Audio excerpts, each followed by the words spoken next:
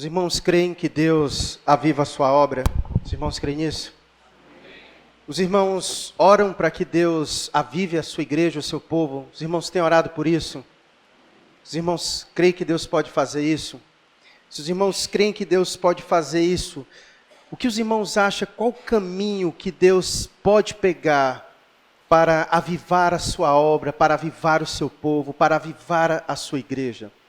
Eu acredito, irmãos, piamente, segundo as Escrituras, que a palavra de Deus e ela pregada é o caminho que Deus usa para realizar avivamento no seu povo. E eu quero pregar sobre isso nesta noite. Tive o privilégio de estar em Fortaleza esse final de semana, pregando em uma conferência sobre avivamento, e aproveitei o ensejo e disse: minha igreja também precisa ouvir falar sobre isso, nós precisamos ouvir falar sobre isso. Eu acredito que tem muito se falado em avivamento nas televisões, nos rádios, na internet, e muita gente tem procurado avivamento em lugares e talvez que não devesse ir, ou da maneira que não deve ser. Então eu me proponho nesta noite apresentar a palavra de Deus como o caminho que Deus usa para avivar o seu povo, e ao mesmo tempo também nós meditarmos sobre verdades que envolvem essa ação de Deus de avivar o seu povo. Então eu quero convidá-los para a nossa meditação desta noite, abrirem suas Bíblias no livro de 2 Reis, capítulo de número 22, para nós meditarmos sobre esse assunto. 2 Reis, capítulo de número 22.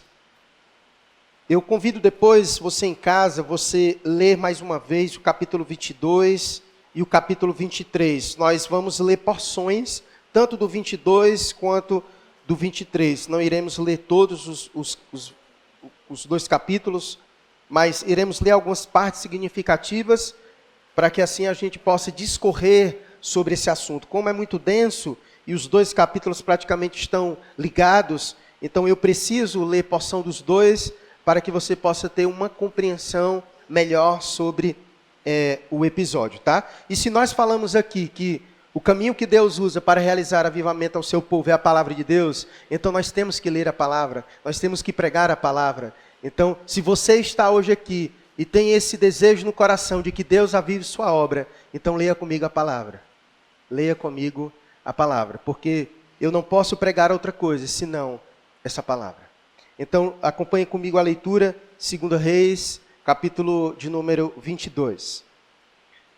Vai dizer assim a palavra de Deus, e eu vou ler na versão NVT, tá? Eu escolhi essa versão hoje, diferente da que eu escolho comumente aqui na igreja, porque como o texto é mais denso, eu prefiro que seja uma linguagem um pouco mais clara para os irmãos, tá?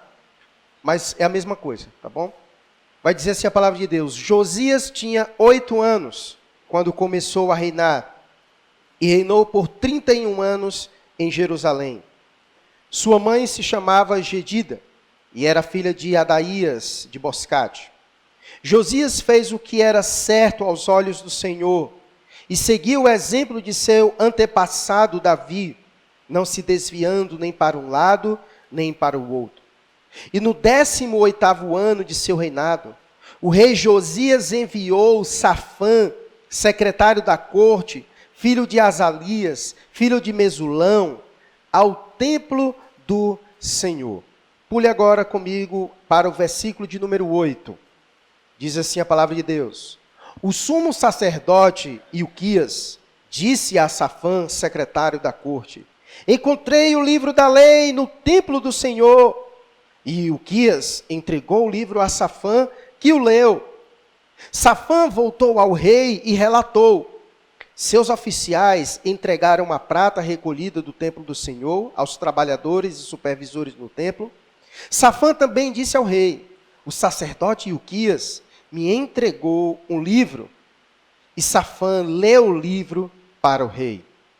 Quando o rei ouviu o que estava escrito no livro da lei, rasgou suas roupas. Em seguida deu estas ordens ao sacerdote Ilquias, a Aicã, filho de Safã, a Aquibó, filho de Micaías, a Safã, o secretário da corte, e a Asaías, conselheiro pessoal do rei: Vão consultar o Senhor por mim, pelo povo e por todo Judá. Perguntem a respeito das palavras escritas neste livro que foi encontrado. A grande ira do Senhor arde contra nós, pois nossos antepassados não obedeceram às palavras deste livro. Eles não fizeram tudo o que ele diz que devemos fazer. Então o sacerdote Ilquias, Aicã, Aquibó, Safã e Asaías foram para o bairro novo de Jerusalém consultar a profetisa Uda. Ela era esposa de Salum, filho de Tiquivá, filho de Arás, responsável pelo guarda-roupa do templo. Ela lhes disse: o Senhor, o Deus de Israel, falou: voltem e digam ao homem que os enviou, que assim diz o Senhor: trarei desgraça sobre essa cidade e sobre seus habitantes. Todas as palavras escritas no livro que o rei de Judá leu se cumprirão, pois meu povo me abandonou e queimou incenso a outros deuses, e estou grandemente irado com eles por tudo o que fizeram. Minha ira arderá contra este lugar, e não será apagada. Mas vão ao rei de Judá, que os enviou para consultarem o Senhor, e digam-lhe que assim diz o Senhor a respeito da mensagem que acabaram de ouvir. Você se arrependeu e se humilhou diante do Senhor, quando ouviu o que eu disse contra essa cidade e contra os seus habitantes, que esta terra seria amaldiçoada e se tornaria desolada. Você rasgou as roupas e chorou diante de mim, e eu certamente o ouvi, diz o Senhor. Portanto, só enviarei a calamidade anunciada depois que você tivesse reunido a seus antepassados e tivesse sido sepultado em paz. Você não verá a desgraça que trarei sobre esta cidade. Então eles levaram a mensagem ao rei. Capítulo 23. Josias mandou chamar todas as autoridades de Judá e de Jerusalém. Então o rei subiu ao templo do Senhor com os sacerdotes e os profetas e com todo o povo de Judá e de Jerusalém, dos mais simples até os mais importantes. Leu para eles todo o livro da aliança encontrado no templo do Senhor. O rei ficou em pé no lugar de honra, junto à coluna, e renovou a aliança na presença do Senhor. Comprometeu-se a obedecer ao Senhor e a cumprir os seus mandamentos, preceitos e decretos de todo o coração e de toda a alma. Confirmou desse modo os termos da aliança escritos no livro, e todo o povo se comprometeu com a aliança. Pule agora para o versículo 21.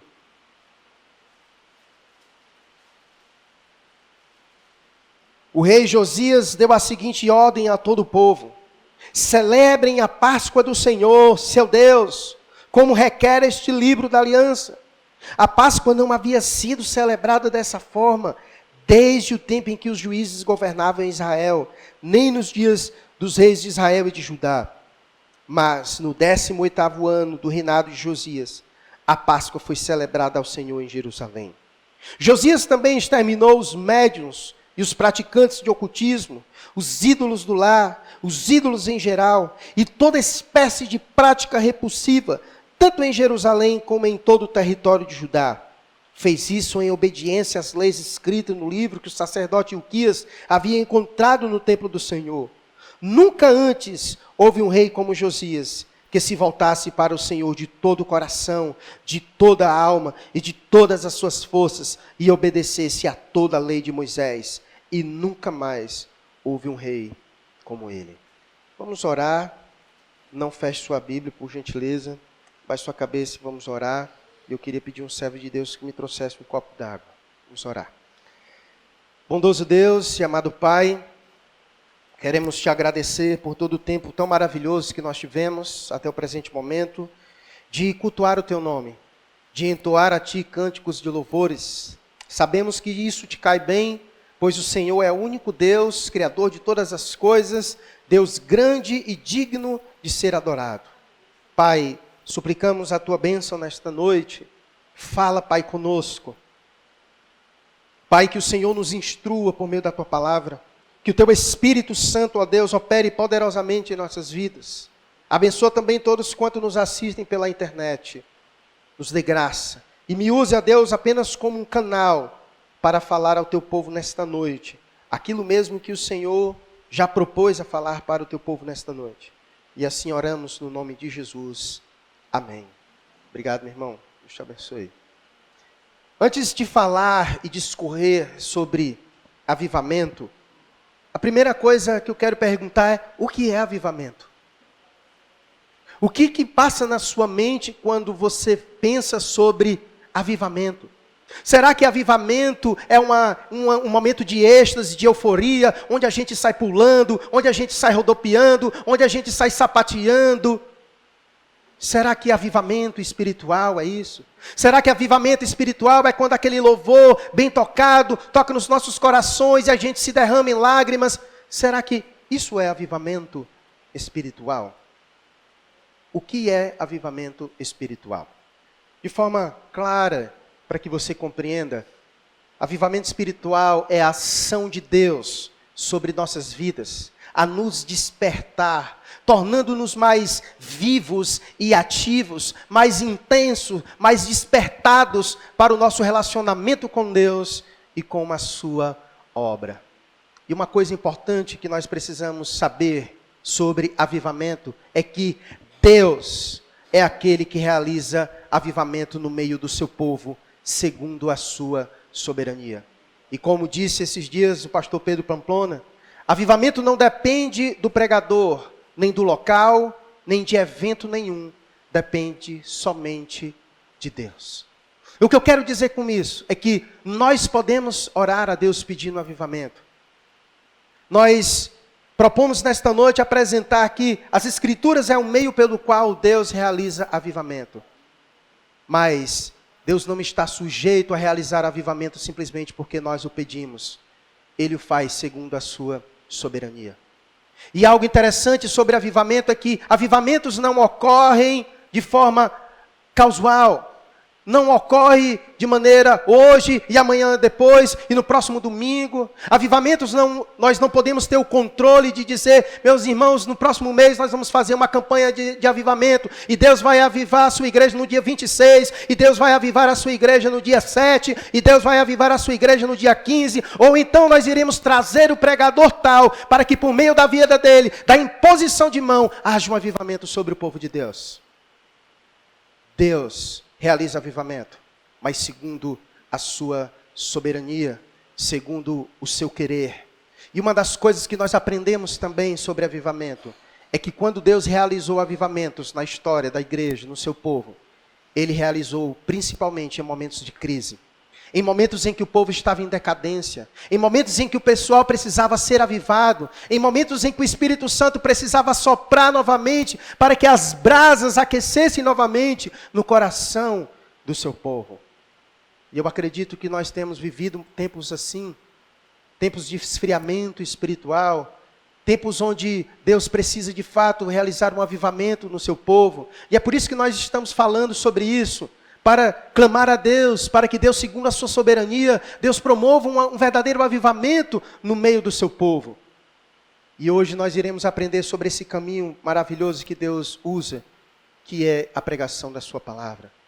Embora Deus realize o avivamento segundo a sua soberania, contudo, todavia, Deus utiliza meios para isso. E a sua palavra, a palavra de Deus, é o principal veículo para Deus nos despertar a um avivamento. E isso porque, como disse João Calvino, a Bíblia é o cetro pelo qual o Rei Celestial governa a sua igreja. E uma das coisas maravilhosas, quando nós estudamos e aprendemos sobre os grandes avivamentos que ocorreram ao longo da história, é que muitas vezes Deus usa o indivíduo para que por meio dele, Deus possa, através da ministração da palavra de Deus, avivar o seu povo.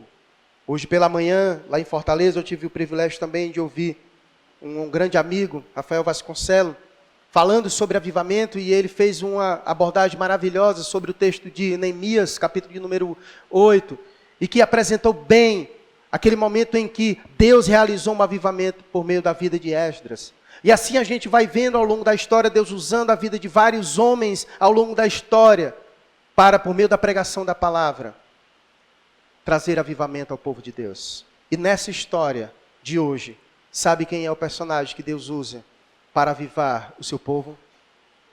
Ao rei Josias. O rei Josias. Quem já ouviu falar sobre o rei Josias? Aqui. Alguns irmãos, que bênção.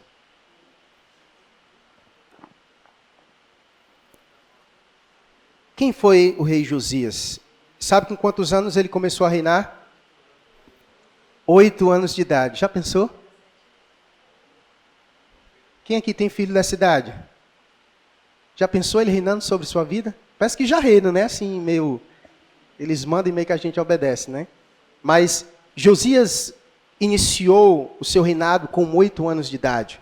E ele reinou por 31 anos. Ele reinou sobre o povo de Deus por 31 anos. Mas foi aos 16 anos de idade que Josias despertou o seu coração para buscar a Deus acima de todas as coisas. E aos 18 anos, Josias iniciou a reforma no templo do Senhor. Veja comigo mais uma vez o versículo 1 e 2. Que diz: Josias tinha 8 anos de idade, começou a reinar e reinou por 31 anos em Jerusalém. Versículo 2. Josias fez o que era certo aos olhos do Senhor e seguiu o exemplo do seu antepassado Davi, não desviando nem para um lado e nem para o outro. Versículo 3. No 18º ano de seu reinado, o rei Josias enviou Safã, secretário da corte, filho de Azalias, filho de Mesulão, ao templo do Senhor. Então, aos 16 anos, Deus despertou seu coração para buscar ao Senhor. E aos 18 anos, então ele inicia um momento de reconstrução no templo do Senhor, como diz o verso 3. No seu 18º ano do seu reinado, ele então enviou Safã ao templo do Senhor, porque o templo estava destruído, tá? Não se confunda. Ele despertou seu coração aos 16 e aos 18 iniciou a reforma no templo do Senhor, certo? E aos 18 anos, então, ele inicia esse momento de reforma no templo do Senhor. E ele inicia esse templo de reforma porque o templo do Senhor estava destruído. A vida espiritual naquele momento do povo de Deus era das piores. E como diz o versículo número 8, o sumo sacerdote Ilquias disse a Safã, secretário da corte: encontrei o livro da lei no templo do Senhor. Então, quando Josias se propôs a iniciar a reforma no templo do Senhor, algo foi encontrado no templo do Senhor.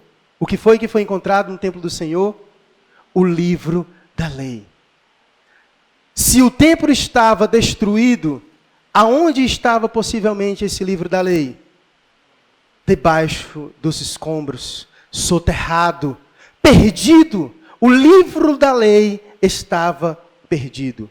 E aí faz uma pergunta: se o livro da lei, que foi dado como uma dádiva de Deus para conduzir o seu povo a ele, se o livro da lei estava perdido, pergunta: como estava o povo de Deus? Estava o quê? Perdido. Perdido. Então, veja como foi que Josias pegou o reinado. Sabe quem foi o avô de Josias? Manassés. Meus irmãos, Manassés foi o pior rei que o povo de Deus já teve. Manassés foi o pior e foi um dos que mais reinou. Ele reinou por 55 anos sobre o povo de Deus. Manassés foi um dos piores reis, não somente porque ele consentia com toda a prática e conduta que era contrária à lei de Deus, mas bem como também Manassés, ele mesmo introduziu no meio do povo de Deus práticas que eram totalmente contrários à lei de Deus. Se não, vejamos. Manassés, ele, para você ter ideia, construiu ídolos de adoração de outros deuses dentro do templo do Senhor. É como se você tivesse vindo hoje cultuar a Deus e aqui tivesse várias estátuas de santas e tudo mais. Manassés fez isso. E se não bastasse, Manassés, ele construiu vários altos pelas cidades do povo de Deus. E esses lugares de cultos que ele construiu ao redor de Jerusalém servia para a prática de imoralidade sexual, a cultos de outras identidades, de outras entidades. E se ainda não bastasse, Manassés foi um daqueles que sacrificou um dos seus filhos ao deus Moloque. Perceba como era Manassés, como ele conduziu o povo para distante de Deus. E quando Manassés morreu, seu filho assumiu, sabe quem? Amon, que foi pior do que Manassés. Aí você imagina então como ficou o povo de Deus. Ainda bem que Amon só reinou 2 anos, de tão ruim que ele era, os seus próprios comparsas lhe mataram. E quando Amon morreu, Josias, com 8 anos, teve que assumir. Pense num grande pepino que ele pegou em suas mãos. E Deus foi muito bondoso com Josias, porque por meio de sua mãe e dos anciãos, ele foi ganhando experiência para conseguir conduzir o povo de Deus. E foi justamente nesse momento, como eu disse, que uma das características de avivamento espiritual é quando há muita decadência do povo de Deus. Esse é o momento, os irmãos acham um momento de decadência? Tudo isso que eu disse? Sem dúvidas é um momento de muita decadência. E esses momentos de decadência nos traz uma lição. Como disse Martin Lloyd Jones, um dos grandes pregadores do passado, ele disse que os períodos e as eras decadentes da história da igreja sempre foram aqueles nos quais a pregação da palavra de Deus entrou em declínio. Se a palavra de Deus havia se perdido, como havia pregação da palavra de Deus? Então, como o livro da lei havia sido perdido, como não havia mais pregação da palavra de Deus, então o declínio espiritual do povo chegou. Mas uma das coisas que me chama a atenção nessa história, e como diz o versículo 8, que Ilquias, ele encontrou o livro do Senhor no templo que estava perdido. Uma das coisas que me chama a atenção é que, triste e ironicamente, o livro da lei estava perdido aonde? No templo. Que ironia! O livro que foi dado para conduzir a adoração do Senhor no templo, que era o lugar de adoração a Deus, estava perdido. Estava perdido. E isso, irmãos, é o que acontece quando o templo está consagrado a outros deuses. Não existe palavra do Deus verdadeiro. Semelhantemente ocorre conosco hoje, que somos o templo do Espírito Santo. Às vezes nossa vida entra em decadência, porque a palavra de Deus já não há mais espaço no nosso coração. Ela já está perdida no nosso coração. Porque o salmista disse que nós deveríamos fazer o que com essa palavra? Guardar ela onde? No coração. Mas às vezes essa palavra não está no nosso coração, está perdida. E se essa palavra está perdida, não está no nosso coração, nós também estamos perdidos. Porque o povo entra em perdição em decadência, quando a palavra de Deus está perdida. Quando a palavra de Deus se perde, o povo se perde. E isso acontece porque Deus foi quem nos deu da sua palavra como uma dádiva, para que por meio dela nós fôssemos conduzidos até a sua vontade. Algo me chama a atenção também nesse fato, nessa história de que Josias encontrou o livro da lei perdido e a gente olha para esse povo e 2 alertas nos traz diante disso. O primeiro é que o perigo da religiosidade divorciada da palavra. O que eles adoravam? Era um povo que se chamava povo de Deus, mas não tinha a palavra desse Deus. Então esse é o perigo da religião divorciada da palavra. Não existe cristianismo sem Cristo. Não existe evangelho sem as Escrituras, porque as Escrituras é quem testifica do evangelho. E esse é o perigo da religiosidade divorciada da palavra. Quando isso ocorre, outros elementos se tornam o centro da atividade religiosa do povo de Deus. Quando a palavra perde o centro, quando a palavra perde seu lugar, quando ela está perdida, outra coisa irá substituí-la. e vai conduzir o povo ainda mais para distante de Deus. Lembra o que foi que Deus disse por meio de Oséias no capítulo 4, verso 6? A gente lê só aquela parte primeira, né? Mas veja o que diz o versículo inteiro. Oséias 4, 6, o versículo inteiro é assim: o meu povo está sendo destruído porque lhe falta conhecimento. Porque tu, sacerdote, rejeitaste o conhecimento, também eu te rejeitarei, para que não sejas sacerdote diante de mim. Visto que te esquecestes da lei do teu Deus, também eu me esquecerei de ti e dos teus filhos. Então, se há um perigo de uma religiosidade divorciada da palavra, uma pergunta que nos traz um grande perigo, uma grande problemática. Quem foi que achou o livro da lei que estava perdido? Quem foi que achou? Foi o secretário? Foi o sacerdote. A pergunta é: qual era o papel do sacerdote? O papel do sacerdote era conduzir o povo por meio da palavra de Deus, a adoração ao Senhor. E se o próprio sacerdote não conhecia a lei, se a lei estava perdida, a pergunta é: pelo que o sacerdote estava conduzindo o povo, se a lei estava perdida? Se aquele que foi levantado por Deus para conduzir o seu povo por meio da palavra, mas se essa palavra estava perdida, então o sacerdote estava conduzindo o povo por meio de quê? Esse é o segundo perigo. É o perigo da liderança não se pautar pela palavra. Pela palavra. E esse é um grande problema hoje dos nossos dias. Pastores que não têm mais a palavra de Deus como o fundamento para conduzir o povo de Deus. E é por isso que o povo está perdido. Porque aqueles que foram levantados por Deus para conduzir a igreja do Senhor, o povo de Deus, a Deus por meio da sua palavra, estão sem a palavra. Já não têm mais apreço pela palavra. Já não conhecem mais a palavra. Meus irmãos, a principal função de um pastor é a pregação da palavra de Deus. Nós temos aprendido isso aqui na igreja, na nossa escola bíblica. A principal função de um pastor é a pregação da palavra de Deus. E é por isso que a palavra de Deus precisa ser o centro do culto. Eu não sei se você já parou para perceber, eu já falei isso daqui também uma vez na igreja. Você sabe por que este púlpito fica aqui no meio? Não é somente uma peça decorativa, mas é para que todos que entrem por ali saibam o que está no centro do culto deste lugar, o que está no centro deste ambiente, é a palavra de Deus. E ela não pode ser substituída por nada, porque quando ela é substituída, o Deus da palavra também é substituído, porque ele se revela para o seu povo por meio desta palavra.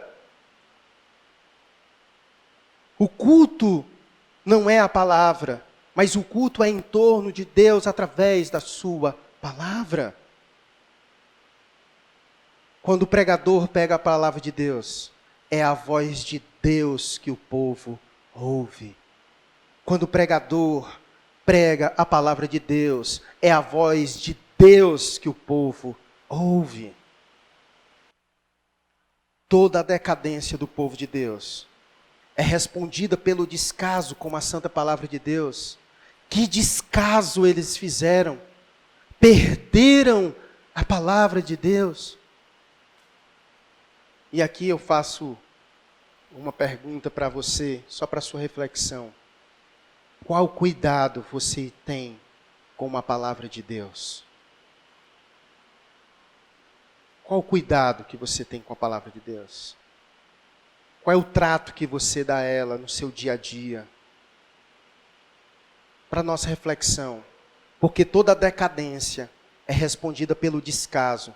Se a palavra de Deus é importante, então nós não iremos perdê-la. Nós não iremos deixá-la empoeirando. Nós não iremos esquecê-la em todos os lugares. Nós esquecemos a palavra de Deus muitas vezes em muitos lugares, mas nós não esquecemos os nossos celulares.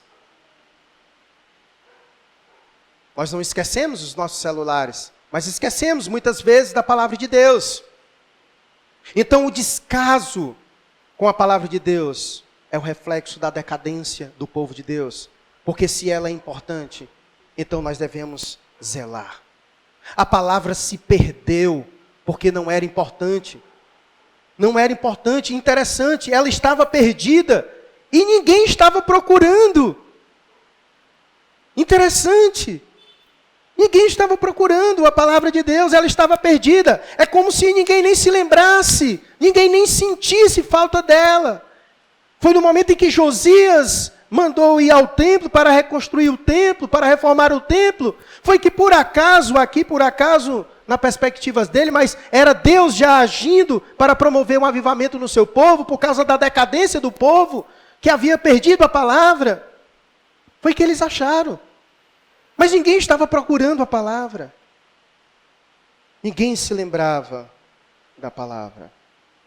Meus irmãos, o meu receio é que o povo de Deus hoje tenha perdido a palavra de Deus como referencial. Hoje nós enfrentamos uma onda de secularização muito grande em nossas igrejas. Como eu falei, muitas pessoas estão substituindo a palavra de Deus por muitas outras coisas, por experiências diversas. E a palavra de Deus já não tem mais o seu lugar. Em muitos lugares já não se tolera mais a palavra de Deus. É como diz as Escrituras, ela está causando coceira no ouvido das pessoas, incômodo. E em muitas igrejas substituíram a palavra de Deus por performance de homens, por mensagens de autoajuda. Agora, para os pastores, não é mais requisito conhecer as Escrituras, mas basta ele ter curso de coaching, porque agora está na moda, os coachings, aqueles que aquecem o coração do povo, inflamam o ego das pessoas. E assim tem sido nos nossos dias. As pessoas que vão para as igrejas procurando um ambiente onde possa mover o seu emocional. E tantas outras práticas têm entrado dentro das nossas igrejas. E a palavra de Deus tem perdido o seu lugar. E as pessoas têm procurado avivamentos em campanhas. E as pessoas têm procurado avivamentos em imposição de mãos. E as pessoas têm procurado avivamento em momentos, em lugares onde produzem muito sentimentalismo e emocionalismo nas pessoas. E as pessoas têm procurado técnicas para gerar um avivamento. E elas têm substituído a palavra de Deus, o único instrumento pelo qual Deus usa para avivar o seu povo. Meus irmãos, se Deus tem propósitos em nossas vidas, aonde está escrito isso? Se Deus tem propósito para as nossas vidas, aonde está escrito isso? Aonde, irmãos? É na palavra. É na palavra. Como disse o salmista no Salmo 119, lâmpadas para os nossos pés é a palavra de Deus e luz para o nosso caminho. É por meio dela que Deus conduz o seu povo. A palavra de Deus é inspirada e útil para o ensino, para a correção, para a demonstração, para todas as coisas, para habilitar o homem, para toda boa obra. E é por meio dela que Deus faz isso. Só a palavra de Deus é capaz de avivar os nossos corações, pois como já foi lido aqui, o texto de Hebreus, capítulo 4, verso 12, a palavra de Deus é viva e eficaz, é como uma espada que penetra profundamente na nossa alma, dividindo juntas e medula. É a palavra que faz isso. Se os nossos corações não forem aquecidos pela palavra de Deus, não tem outra coisa que possa fazer os nossos corações aquecer, irmãos. Então nós precisamos nos voltar para a palavra de Deus. Nós vivemos em tempos de muita informação, muito conhecimento, mas ironicamente, esse é um tempo também de grande analfabetismo bíblico. As pessoas já não conhecem mais a Deus. E aqui não precisa você me responder, mas só para a sua reflexão. Não sei quanto tempo de vida cristã você tem. Mas quantas vezes você já leu a Bíblia?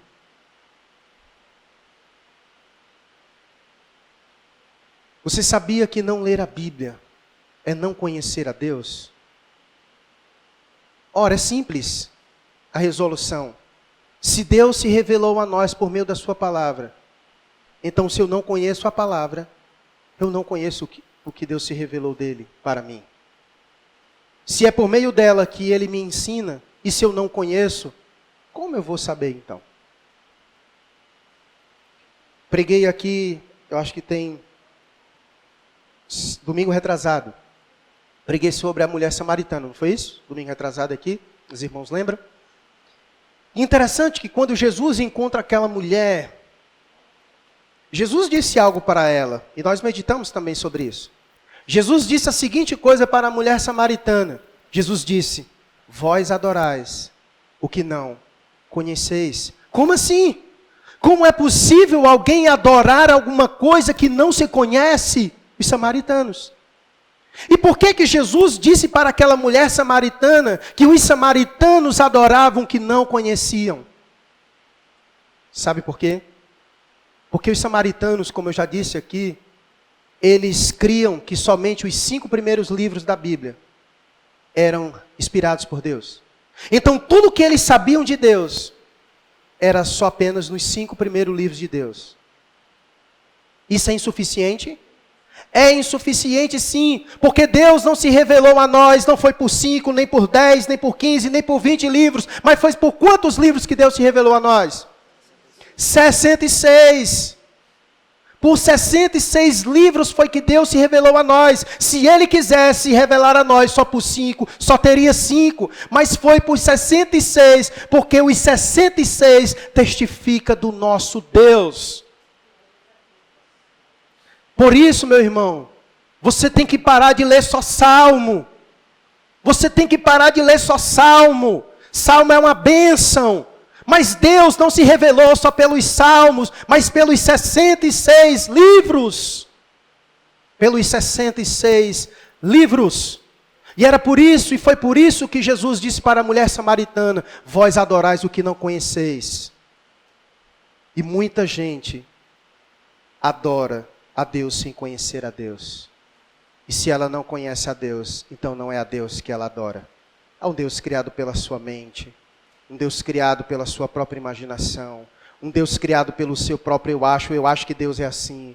Ela adora um Deus que ela ouviu pela sociedade, mas ela não adora o Deus que se revelou pelas Escrituras.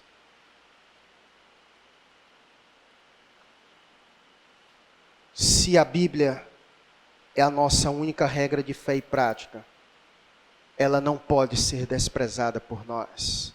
Ela deve ser estimada por nós.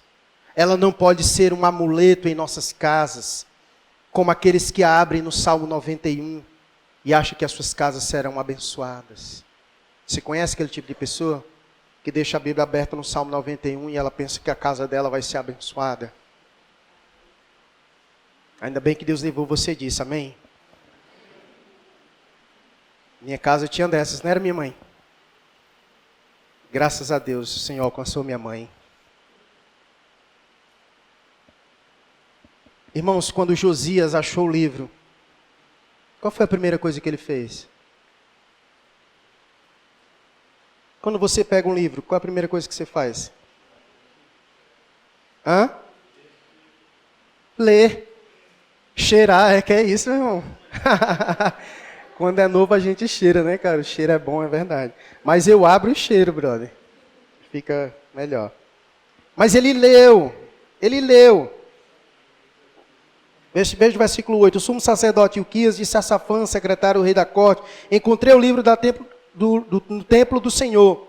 E Ilquias entregou o livro a Safã, que o leu. E assim também, quando foi à presença do rei, no versículo 11, leu o livro da lei diante do rei. Então a primeira coisa que foi feita quando acharam o livro foi ler o livro. E depois que ele leu o livro, ele fez o quê? Veja comigo o que ele disse que ele vai fazer depois. A partir do verso 11. Quando o rei ouviu o que estava escrito no livro da lei, rasgou as suas roupas. Em seguida deu estas ordens ao sacerdote Ilquias, a Aicã, filho de Safã, a Aquibó, filho de Micaías, a Safã, secretário da corte, e a Asaías, conselheiro pessoal do rei. Verso 13. Vão consultar o Senhor por mim, pelo povo e por todo o Judá. E aí o versículo 14, vai dizer: então o sacerdote Ilquias, Aicã, Aquibó, Safã e Asaías foram ao bairro novo de Jerusalém consultar quem? A profetisa Hulda.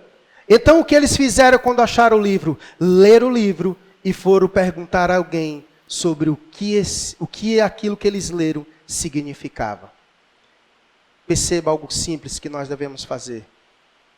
Ler o livro, ler a Bíblia e buscar entender o que a Bíblia diz. Meus irmãos, a Bíblia é um livro que Deus nos deu para o nosso entendimento, para a nossa compreensão. Se Deus quer se comunicar com Ele, se Deus quer nos instruir por meio dEle, se Deus quer nos conduzir por meio dEle, então Deus deseja que nós o abramos, que nós o leiamos e que nós o entendamos, para compreendermos aquilo que Deus deseja falar com o seu povo. E nós precisamos gastar tempo com isso, lendo as Escrituras, buscando entender o que nós estamos lendo das Escrituras, porque é por meio dela que Deus nos conduz. Os irmãos lembram daquela história de Filipe e Eunuco? Eunuco estava indo, lendo um texto lá, uma porção do livro de Isaías, e Filipe se encosta perto dele, e Filipe faz aquela pergunta tradicional: entendes o que lês? E qual é a resposta do eunuco para Filipe? Como posso entender se não há quem me explique? E é interessante que quando Filipe explica para o eunuco o que a passagem dizia, foi avassalador na vida daquele homem. Ele entendeu o que o texto dizia, ele entendeu que o livro se referia a Jesus Cristo. E naquele momento Deus trabalha na vida daquele homem, ele recebe Jesus como Senhor da sua vida e é batizado naquele momento. Então perceba como Deus age na nossa vida quando nós lemos as Escrituras e quando entendemos as Escrituras. Quando entendemos as Escrituras. E é isso que Deus deseja que o seu povo faça, que leia a Bíblia e que entenda aquilo que está lendo. E aqui não precisa ser nenhum doutor para ler as Escrituras. Deus não deseja que somente os mais cultos entendam a palavra, não. Deus deseja que todos os irmãos compreendam. Inclusive o Espírito Santo atua nas nossas vidas para a compreensão. Nós temos irmãos aqui na igreja que aprenderam a ler lendo a Bíblia. Como a irmã Cidinha, a mãe da Marta. A irmã não sabia ler, e aprendeu a ler lendo a Bíblia. Olha, irmãos. Quando nós nos colocamos diante de Deus assim: Senhor, eu quero entender o que o Senhor tem para mim. Eu quero entender quem é o Senhor. E a gente se dispõe a ler as Escrituras e a entender. Deus nos abençoa. Deus se revela a nós. Deus fala conosco. Deus nos instrui. Por isso. É por isso que nós nos reunimos aqui todos os domingos, 8h30 da manhã, na nossa escola bíblica dominical. Qual é o objetivo? Ler as Escrituras e entender as Escrituras. Porque Deus nos ensina por meio dela. E aí não somente isso. Eles leram, entenderam e depois fizeram o quê? Obedeceram. Aplicaram nas suas vidas aquilo que o livro dizia. Então perceba que são 3 procedimentos. Ler não é a mesma coisa que estudar para compreender. Às vezes você leu ali uma coisa mecânica, leu, terminou, fechou, pronto. Você entendeu o quê? Não sei. Então, ler é uma coisa. Buscar entender o que se leu é outra coisa. Entendi o que o texto diz. O que eu faço com ele agora? O que eu faço com ele agora? Você precisa aplicar. Como eu coloco essa verdade na minha vida? Eu li: o Senhor é o meu pastor, em nada terei falta. Tá. E o que isso quer dizer? O que isso quer dizer? Que o Senhor é o meu pastor e nada me falta orar. Aplique isso na sua vida. Se Ele é o meu pastor e eu sou a ovelha dele, então Ele vai cuidar de mim. Então se Ele vai cuidar de você, então por que você fica desesperado diante das circunstâncias? Você não está aplicando a palavra na sua vida. Você não está aplicando a palavra na sua vida. Porque se você leu que o Senhor é o seu pastor, e que em nada você terá falta, como então você está desesperado? Aplique na sua vida. Porque Deus quer lhe ensinar isso. Que você deve descansar, porque Ele é o pastor. Então perceba como Deus ensina o seu povo e trabalha nos nossos corações. Eles leram, entenderam e aplicaram uma palavra de Deus. Olha o que diz o versículo 23, capítulo 23, perdão. Josias mandou chamar todas as autoridades de Judá e de Jerusalém. Então o rei subiu ao templo do Senhor com os sacerdotes. Perdão, irmãos.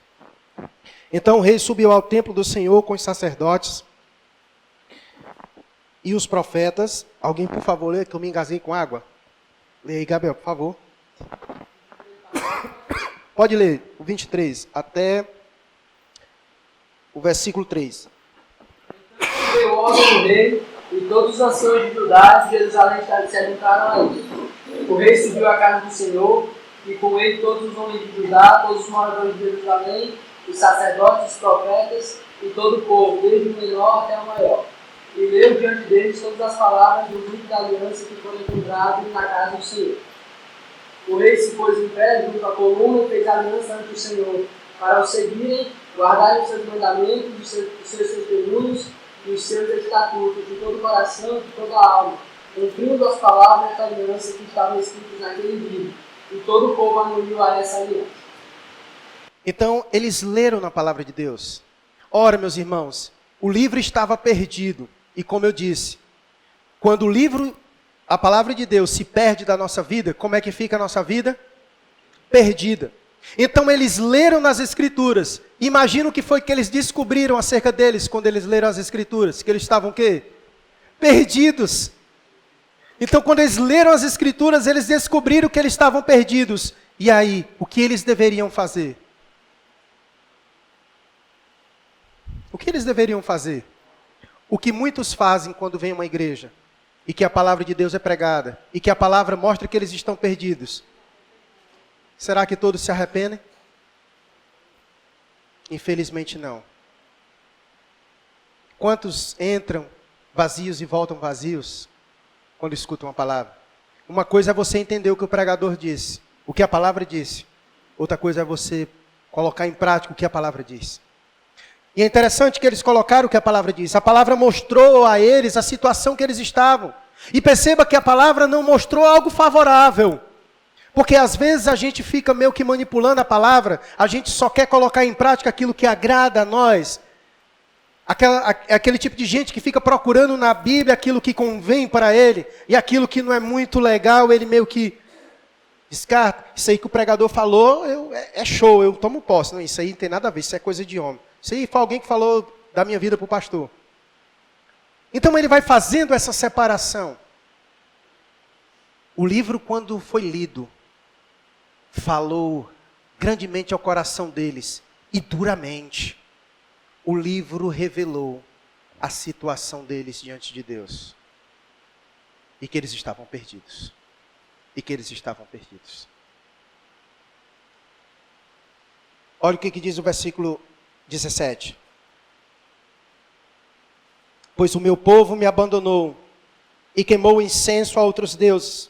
E eu estou grandemente irado com eles por tudo que fizeram. Eles estavam perdidos. E todas as suas práticas foram abomináveis ao Senhor. E Deus estava extremamente irado com o seu povo. Então o que eles fizeram no capítulo 23? Eles se comprometeram a obedecer ao Senhor e a cumprir os seus mandamentos, preceitos e decretos de todo o coração e de toda a alma.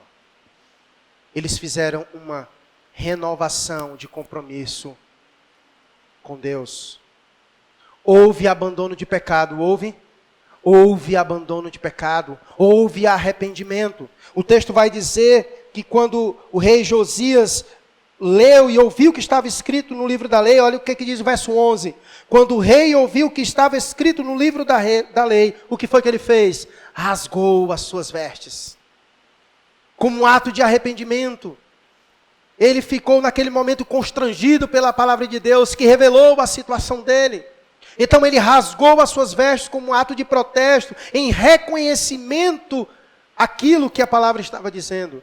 Ele se arrependeu diante daquilo que ele estava ouvindo.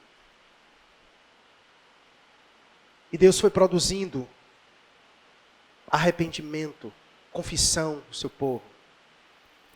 E é isso que avivamento espiritual produz na vida do povo. Mudança de vida. Sabe quando é que a gente pode dizer que houve um avivamento espiritual em um lugar, em determinadas vidas? Quando há mudança, transformação de vida. Não é avivamento quando todo mundo se reúne, faz aquela euforia de sentimentos diante de Deus, e quando vai todo mundo para casa, volta a mesma coisa, volta as mesmas práticas, ninguém mudou, então não houve um agir de Deus.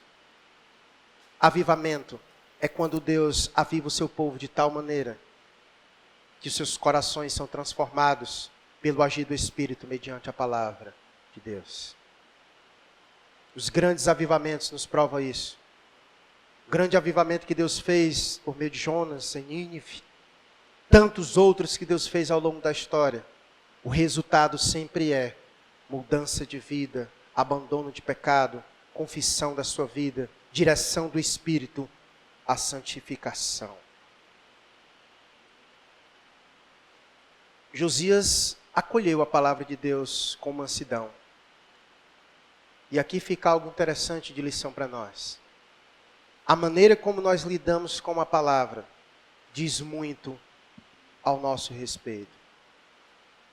E se Deus fala conosco por meio da sua palavra, então nós devemos acolher a palavra com mansidão. Ainda que esta palavra venha duramente aos nossos corações, como veio ao povo. Eles leram no livro da lei que Deus estava irado com eles. Mas eles receberam aquela palavra porque era verdade. Então, se a palavra de Deus é Deus falando conosco, então nós devemos acolher a palavra com mansidão, ainda que nós não gostemos daquilo que estejamos ouvindo, mas devemos acolher com mansidão, porque é Deus falando conosco. Nós não devemos ficar com raiva da palavra, muito menos não devemos ficar com raiva do pregador, mas nós devemos receber a palavra com mansidão.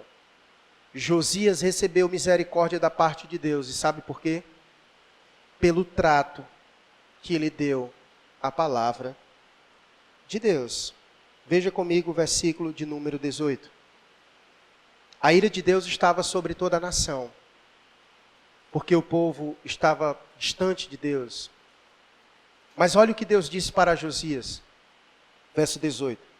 Mas vão ao rei de Judá, que os enviou para consultarem o Senhor, e digam que assim diz o Senhor a respeito da mensagem que acabaram de ouvir.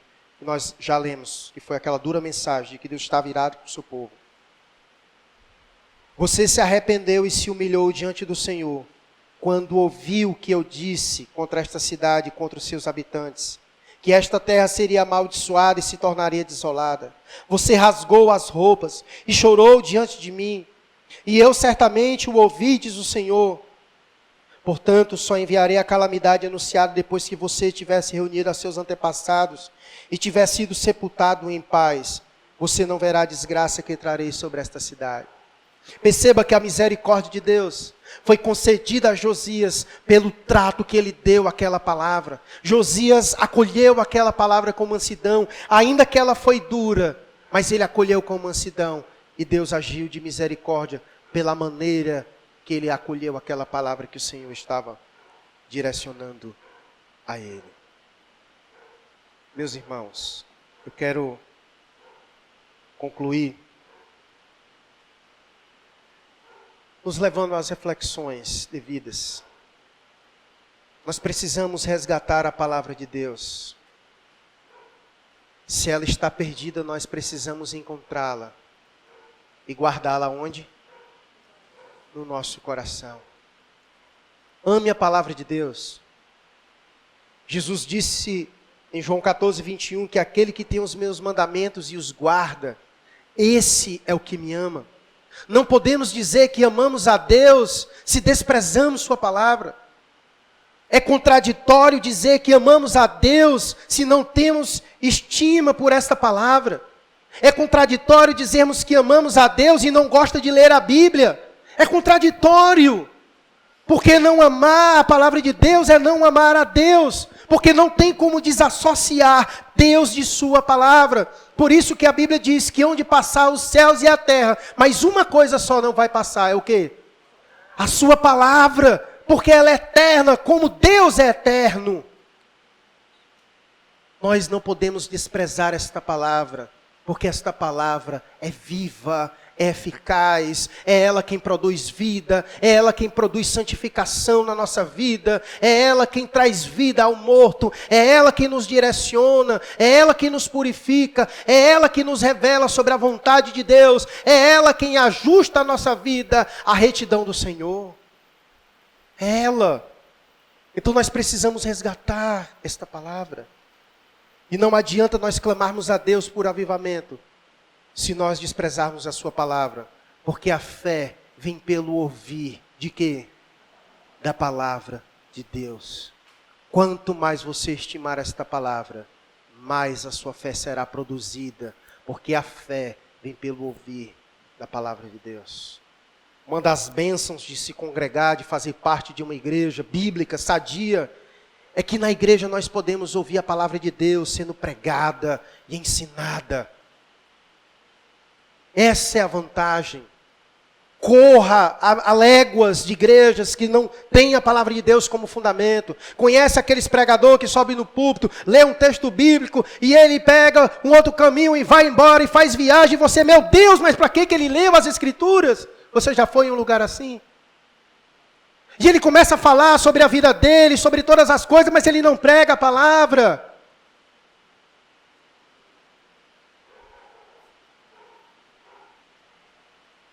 Reflita para a nossa reflexão, para encerrar.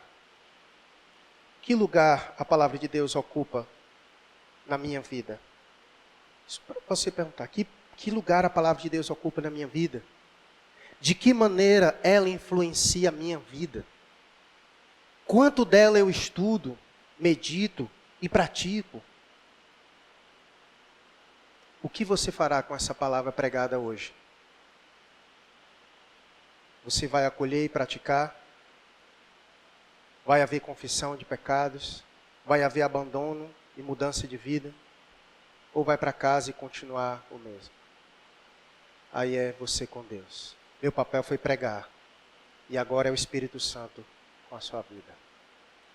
Fale com Deus nesse momento.